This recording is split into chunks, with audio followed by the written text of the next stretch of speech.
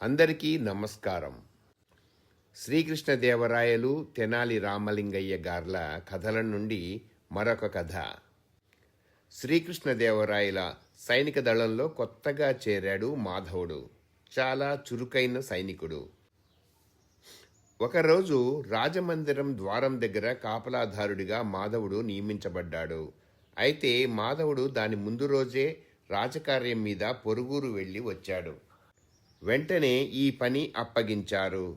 శ్రీకృష్ణదేవరాయలు అంతఃపురంలో రాజమందిరం చుట్టూ ఉన్న సైనికుల పనితీరు ఎలా ఉందో చూద్దామని అర్ధరాత్రి బయలుదేరారు.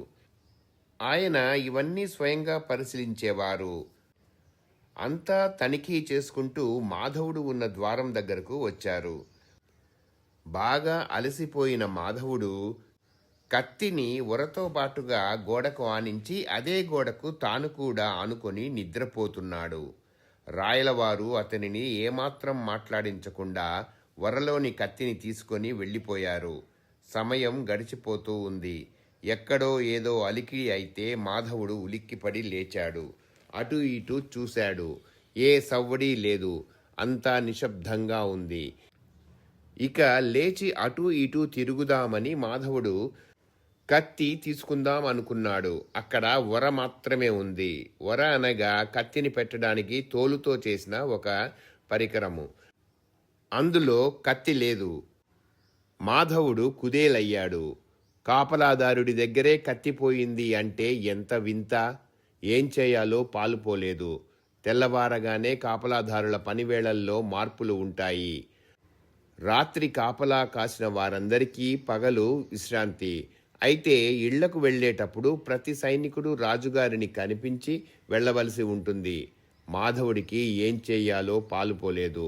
కత్తి ఏమైంది అని రాజుగారు ప్రశ్నిస్తే ఏం జవాబు చెప్పాలి అని భయపడిపోతున్నాడు. తన నిర్లక్ష్యానికి రాజుగారు కఠిన శిక్ష వేస్తారు. ఇన్ని రోజులు మంచి సైనికుడు అని తెచ్చుకున్న పేరు పోతుంది. శిక్ష పడుతుంది. మాధవుడికి ఒక్కసారిగా తెనాలి రామలింగయ్య గారు జ్ఞాపకం వచ్చారు. కొన్ని రోజుల క్రితం రామయ్య గారి భవంతి దగ్గర కాపలాదారునిగా పనిచేశారు. ఎవ్వరికీ కనిపించకుండా రామలింగయ్య గారి భవంతికి వెళ్ళి రామలింగయ్య గారిని నిద్రలేపాడు. రామలింగయ్య బయటికి వచ్చారు. మాధవుడు రామలింగయ్య కాళ్ల మీద పడి జరిగింది అంతా చెప్పాడు. మాధవుడు ఎంత భయపడుతున్నాడో రామలింగయ్య గారికి అర్థమయ్యింది. మాధవుడిని పైకి లేపి, సరే, నీ కార్యదీక్ష, నీ పనితనము, నీ మంచితనము తెలుసు నాకు. నీలాంటి సైనికుడికి నేను సహాయం చేస్తాను అన్నాడు రామలింగయ్య గారు. అప్పుడు మాధవుడు తను ముందు రోజు రాజకార్యం మీద పొరుగురు వెళ్ళి వచ్చిన సంగతి, తిరిగి వెంటనే రాత్రి కాపలా పనికి రావడంతో తాను అలసిపోయి నిద్ర పట్టింది అని చెప్పాడు. అప్పుడు రామలింగయ్య కాసేపు ఆలోచించి, సరే మాధవ, నీవు వెళ్ళి కార్యస్థలం వద్ద ఉండు. అయితే నేను నీకు చెప్పినట్టు చెయ్యి అంటూ మాధవుడికి ఏం చేయాలో పూర్తిగా చెప్పాడు. మాధవుడు రామలింగయ్యకు నమస్కరించి కొంత ధైర్యంతో వెళ్ళిపోయాడు. సూర్యోదయం అయ్యింది. రాయలవారు వ్యాహ్యాలికి వచ్చి అంతఃపురం ముందు భాగంలో ఒక వేదిక మీద కూర్చున్నారు. ఆ రాత్రి కాపలాదారులుగా ఉన్న సైనికులందరూ ఒక్కొక్కరుగా వచ్చి రాయలవారికి అభివాదం చేసి వెళుతున్నారు. మాధవుడి వంతు రానే వచ్చింది. ఎంత ధైర్యంగా ఉందామనుకున్నా రాయలవారి ముందు తెలియని భయం పుడుతోంది. రాత్రి రామలింగయ్య చెప్పిన ప్రకారం సిద్ధమయ్యాడు. రాయలవారు మాధవుడిని చూసి రాత్రి కాపలా సమయంలో నిద్రపోయిన సైనికుడు అని గుర్తించి, అతని వరలో కత్తి లేదని తెలుసు కాబట్టి, దానిని తానే తీసుకొచ్చాడు కాబట్టి రాయలవారు ఒక వ్యక్తిని ముందుగానే అక్కడ పిలిపించి ఉంచారు. తరువాత మాధవునితో, మాధవ, ఇతను రాజధిక్కారం చేశాడు. అందుకే మరణశిక్ష విధించాను. ఇప్పుడు అది ఇక్కడే అమలు చేయాలి. అది కూడా నీవే నీ కత్తితో అతడిని వధించాలి అన్నాడు. మాధవుడు వణికిపోయాడు. అప్పుడే అక్కడికి రామలింగయ్య గారు వచ్చారు. రాయలవారు ఆశ్చర్యపోయారు. ఇంత ఉదయం మీరు వచ్చారేమిటి రామలింగయ్య గారు అని ప్రశ్నించారు. మీ దర్శనం కోసమే మహారాజా అని చెప్పి రాయలవారు చూడని సమయంలో మాధవుడికి ఏం చెయ్యాలో చెప్పాడు. రాయలవారు రండి రామలింగయ్య గారు, మేము ఇక్కడ ఒక శిక్ష అమలు చేస్తున్నాము. అది అయ్యాక మనము మాట్లాడుకుందాము అని అన్నారు. మాధవ, శిక్ష అమలు చెయ్యి, నీ కత్తితో అతనిని వధింపుము అని రాయలవారు గట్టిగా హుంకరించారు.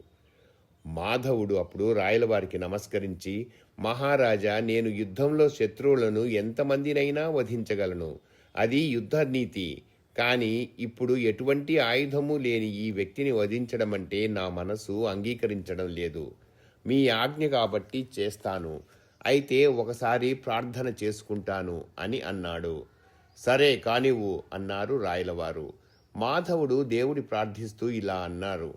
నిరాయుధుడైన మనిషిని నేను వధించలేను. భగవంతుడా, నీవే కాపాడవయ్యా అని ప్రార్థించాడు. మాధవుడు వర నుండి కత్తి తీసి అతన్ని వధించబోయాడు. కాని వరలో చెక్క కత్తి ఉంది. మహారాజా, దేవుడు నా మొర ఆలకించి నా కత్తిని చెక్క కత్తిగా మార్చారు. దీనితో నేను ఇతనిని వధించలేను అని విన్నవించాడు. రాయలవారికి మాధవుని వరలో కత్తి లేదని తెలుసు. మరి ఇది ఎలా సంభవం అనుకుంటుండగా రామలింగయ్య గారు లేచి, మహారాజా, శుభోదయమైన ఈ సమయంలో ఈ శిక్షలు అమలు చేయడం అంత సబబు కాదు. దీనిని తరువాత అమలు చేయించండి అన్నారు. రామలింగయ్య అటుగా ఉన్న సైనికుని చేతిలో మాధవుని దగ్గర ఉండవలసిన కత్తి చూశాడు. రామలింగయ్య గారికి అంతా అర్థమైంది. రాజుగారే కత్తి తీసుకొచ్చారని. అప్పుడు రామలింగయ్య గారు, మహారాజా, ఆ కత్తి మాధవుడికి ఇప్పించండి. అతనిది మొదటి తప్పుగా భావించి క్షమించండి. అయినా మాధవుడు పనిలో ఎప్పుడూ నిర్లక్ష్యం వహించలేదు. అది పని ఒత్తిడి వల్ల జరిగిన తప్పిదము. అతనికి ముందు రోజు కూడా రాజకార్యం మీద పొరుగురు పంపించారు.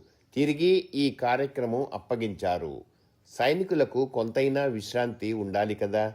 మహారాజా, వారి పనిని వారు సమర్థవంతంగా చేయాలి అంటే వారికి తగిన సదుపాయాలు రాజుల వారు కల్పించాలి. క్షమించండి ఈ విధంగా విన్నవించినందుకు అన్నాడు రామలింగయ్య. రాయలవారు అంతా విని కొంత సమయం ఆలోచించి, ఇదంతా నా దృష్టికి రావడానికి రామలింగయ్య గారు చేశారు అని అర్థం చేసుకుని మాధవుని క్షమించి వదిలేశారు. తరువాత రాయలవారు అధికారులను పిలిపించి ఎవరికి ఏ పని అప్పగించాలో సక్రమంగా చూసుకోవాలని ఆదేశించారు. తరువాత రాయలగారు రామలింగయ్య గారితో, మీరు చేసిన పని వల్ల నేను సైనికులకు ఎలా పని అప్పగించాలో అర్థమైంది అని రామలింగయ్య గారిని మెచ్చుకున్నారు. ఇంతటితో ఈ కథ ముగిసింది. ఈ కథ నచ్చినట్లయితే లైక్ చేయండి, షేర్ చేయండి, కామెంట్ చేయండి, సబ్స్క్రైబ్ కూడా చేయండి. తిరిగి మరో కథతో రేపు మీ ముందుకు వస్తాను. ధన్యవాదాలు. సెలవు.